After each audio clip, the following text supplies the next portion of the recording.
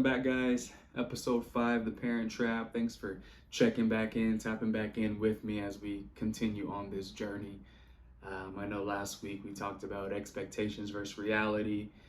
The week before that, we were talking about relationships, attachment style theories, all these things. Like I mentioned, it's all cumulative.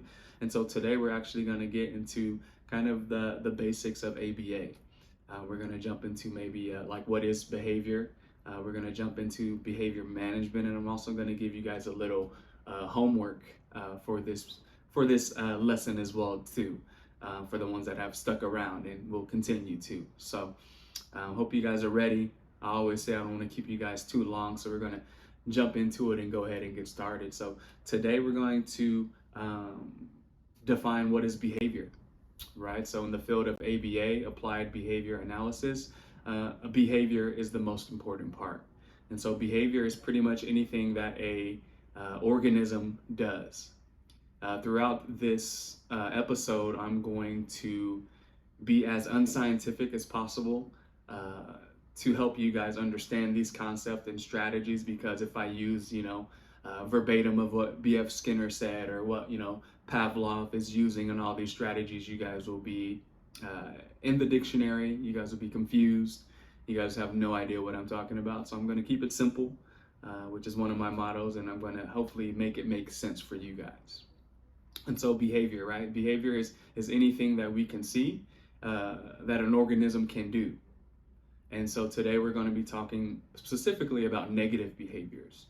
That's usually why a lot of parents come to ABA companies, is because either their kiddos are engaging in self-interest behavior, they're engaging in tantrum behavior, they're engaging in elopement behavior, property destruction. There's a lot of negative behaviors that are kind of the red flags that parents utilize to kind of trigger, okay, it's time for services, or something's not right.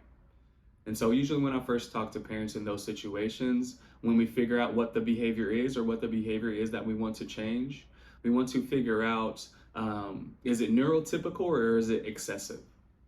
And so I talk to a lot of parents and they come in and, my 3-year-old, he tantrums so much. Oh my God, like I can't sleep. It's ongoing, like he does it, and then he wants ice cream in the morning and he doesn't get it, so he tantrums, or he wants to play the TV or the movie all night and he doesn't get it and he tantrums.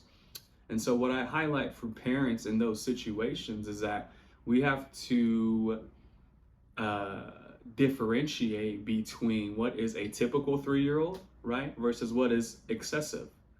So I tell parents, okay, 3-year-olds do tantrum, usually when they're told no.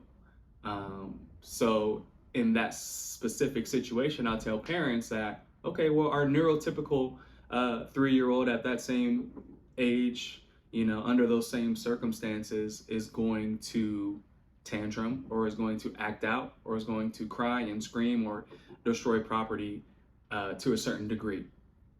And so usually when I highlight it for parents in that situation, they're able to differentiate, like, okay, it might be excessive to me, but, the kid across the street may be, engaging in that behavior as well too, or kids at his school are engaging in that behavior as well too. So it depends on the severity of the behavior as well too.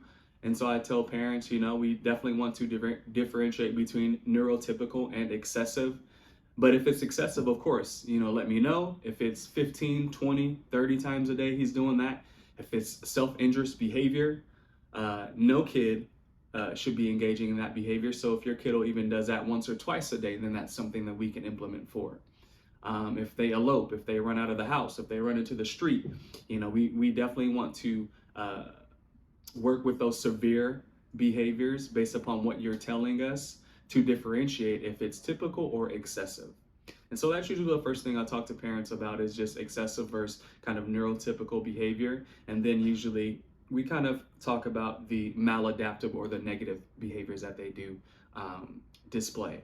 And so as they're giving me that information of those negative behaviors, I ask for usually the frequency of those behaviors, how long does it last, how often does it occur, and then when, in what situation do those behaviors occur. And so usually getting all that information, I'm able to kind of create and map out the direction of the programming that I want to go into, or the behavior intervention plan, or the BIP, which I'll talk about here in a second, on just the idea in which I want to go into. And so with these behaviors, parents are like, okay, tantrum, elopement, self-injurious behavior. After I get all that information, like I mentioned, I ask them, hey, when does this happen? Is it, do you tell him no? Does he do it for attention when there's big crowds around? Or what are what scenarios are you seeing, most of this behavior? And usually they respond with, I told them no, I denied access to something. They didn't want to do their homework, and so they ended up ripping the paper and slamming the door, different situations. And so with that information, we then are able to, BCBAs or the FBA, whoever's doing the assessment, is able to kind of introduce the functions of behavior. And so right now I kind of introduce the functions of behavior to you guys, and there is 4 functions of behavior that we utilize within this field. There's an acronym that we use as well too, or that I've learned, I don't know if everyone uses it, but that I've learned, and it's the acronym SEAT, S-E-A-T. And so that helps me highlight and identify the functions of behavior, with the S being sensory function, the E being escape or avoidant function, the A being an attention function, and the T being a tolerating denial. And so with those 4 functions, we're able to kind of compartmentalize, or able to identify which of those 4 is this behavior stemming from. And so, for example, if the behavior is a escape avoidant function, then you were given the kiddo a task or a demand, and they didn't want to do it, so they engaged in this behavior. They wanted to escape or avoid cleaning their room, and so they yelled and screamed for you to get out of their room. That would be an escape avoidant function. An attention-seeking function would be engaging in a negative behavior to receive attention from others, whether it's socially or inappropriately. There's different ways to receive kind of that attention. And so, for example, if you're crying and screaming, if the kiddo's crying and screaming in a certain area or a setting, and there's a lot of eyes on them, the intensity of that behavior is going to increase, because people are looking, people are coming around, there's an audience, so that attention seeking is going to be up. Or I know that, to get my way, I just have to scream a little bit louder or yell a little bit more for my parents to give me what I want. And so they're getting attention from others during their negative behavior. The third one is going to be denied access, or tolerating denial of access to preferred items. And so that's one of the ones that I see most often. Parents telling kiddos no. No, you can't have ice cream in the morning. No, you can't have 3 scoops of candy on top of your pancakes. No, you can't go outside. No more video games. Time to clean up. Different things like that. Being denied access to a preferred item is usually going to trigger those negative behaviors that we spoke about earlier today. And then the last one is going to be a sensory function. That one is actually the most difficult to kind of identify. Usually parents tell me, this kind of happened out of nowhere. We literally weren't doing anything, and this behavior suddenly, came about. Usually to identify a sensory function, we have to eliminate the other 3, right? So once we eliminate the other 3, there's only one left, which, that sensory function could be the reason why the kiddo is engaging in that specific negative behavior or inappropriate behavior in that manner. And so with those behaviors, we know what a behavior is, we know if it's excessive or neurotypical, and then we also know the functions of those behaviors. And as we know the functions of those behaviors, we know how to combat it, right? We know how to deal with it. We know different strategies to implement, because we know why they're doing what they're doing, or we think we know why they're doing what they're doing, And so we're going to try this strategy and see if this works. If it doesn't work, we're going to switch it up. We're going to try this strategy, see if it works. If that doesn't work as well too, then we're going to try it again. So a lot of these strategies are going to be trial and error. We definitely individualize, as your clinical team, we individualize their BIPs, or their, like I mentioned, behavior intervention plans, to directly affect the child that we're working with. And so going into that more of that behavior management, we're going to talk about that BIP. So your BIP is going to be a behavior intervention plan, which outlines how to respond, how to react, and how to work with those negative behaviors. So in your behavior intervention plan, parents, you guys usually don't ever see this, but your clinical team, prior to sessions, or maybe the first 2 weeks of sessions, we're getting baseline information on behaviors to create a plan. Okay, when does this behavior happen? How can we prevent this behavior from happening? How long does this behavior usually last? Okay, what are some replacement behaviors that we can use to implement instead of that?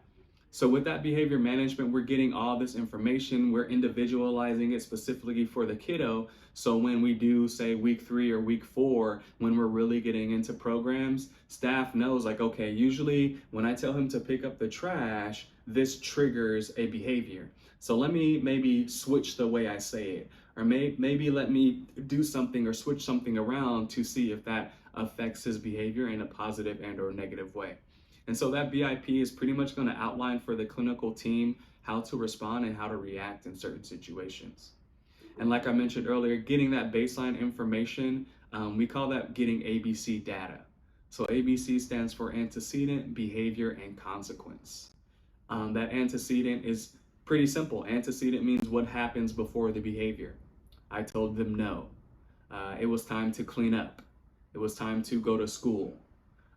It was, okay, the timer went off for him to take a shower. The antecedent is literally what happened right before the behavior occurred. And so by adjusting and understanding what that antecedent is, we're able to, like I said, affect future behavior. Once we get that antecedent on when it occurs, who was there, what was the, what did you say that may have triggered that behavior, then we're going to identify the consequence. And so the consequence is very important because it affects future behavior the most. And so, for example, I'll give you guys an example. Say you're speeding and you get caught on the freeway. We're in Riverside, California, so we get caught on the 60 and we're speeding. We get caught right before right before Valley View exit, and we get a speeding ticket for $300. The consequence of receiving that negative punishment of getting a $300 ticket is going to decrease the likelihood of you speeding again in the near future. Now, we know, of course, policemen aren't there every single day, every hour, so we know we might be able to get away with it. But in the back of your mind, I better speed down before I get to Valley Way, I think I said Valley Way, because I don't want another ticket. So that ticket was so impactful, that consequence was so impactful that it adjusted or affected your behavior in a positive way. You are no longer speeding because you don't want another ticket. And so the same thing goes for parents in that situation too. The consequence that they're giving their children after the behavior occurs. And so we know the antecedent, we observe and can measure the behavior, and then that consequence. Are you guys giving into that behavior? Are you guys following through with what you said? If I said no cookie, then, hey buddy, I'm sorry, no more cookies. Or because he's yelling and screaming so loud, just to ease or pacify him at the moment, you give him that cookie, that's a consequence, right? And so with that ABC data, we're able to highlight and pinpoint different strategies that we can utilize to affect or alter that behavior. And if it's a negative behavior, then of course we want to decrease all those behaviors. If it's a positive behavior, then of course we want to increase that behavior. But by getting that ABC data, we're able to visualize maybe or get a pattern of what could be happening, or visualize, okay, at 12 o'clock, usually this is when the trigger happens. Let's adjust our schedule to 11 o'clock and see if that behavior still happens. Or let's adjust how, instead of giving in, to him yelling and screaming, I put it on extinction and I waited out and I followed through with the initial demand that I said of no cookies or no more video games. And so all that information is going to just highlight and give you kind of a narrative on what to look out for when those negative behaviors do occur. And like I said, we're just focusing on those negative behaviors today because that's usually the brunt of what we get when we're doing FBAs or we're starting services is those big kind of blowout or excessive behaviors. And so, like I said, I didn't want to keep you guys too long, but that was just a quick rundown on what behavior is, what a negative or maladaptive behaviors look like, typical, neurotypical versus excessive, right? The functions of behavior, how we can identify those 4 functions of behavior by, eliminating some and highlighting one, or figuring out, the antecedent to those situations, which goes into our behavior management section of that ABC data. So the ABC data, like I said, is going to be very informative on how we utilize strategies later in our practice, which is also going to affect the BIP. That BIP, that behavior intervention plan, is forever changing.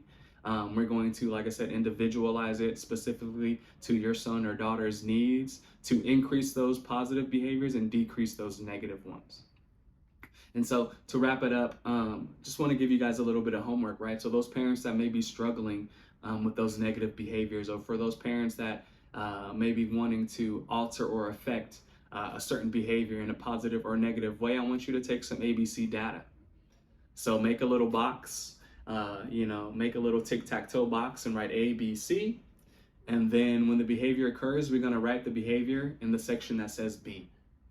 If you guys can remember, what did I say, who was there, or what did I do prior to that behavior happening, and you write that down, and that's in the A column. And then after the behavior occurs, we're going to write how you as the caregiver or parent responded to that situation. Did you go to another room? Did you continue to tell him no? Did you give in to that behavior? And so by making that, tic-tac-toe grid, highlighting those behaviors, those antecedents, and those consequences, hopefully I'll be able to help you next week figure out some strategies to help you kind of combat or alter those behaviors in a more socially appropriate or positive manner. So that's it. Appreciate you guys once again. It's a little gloomy out today, so this is like, the Parent Trap after dark, but I appreciate it. I'll see you guys next week. Thanks for tapping in.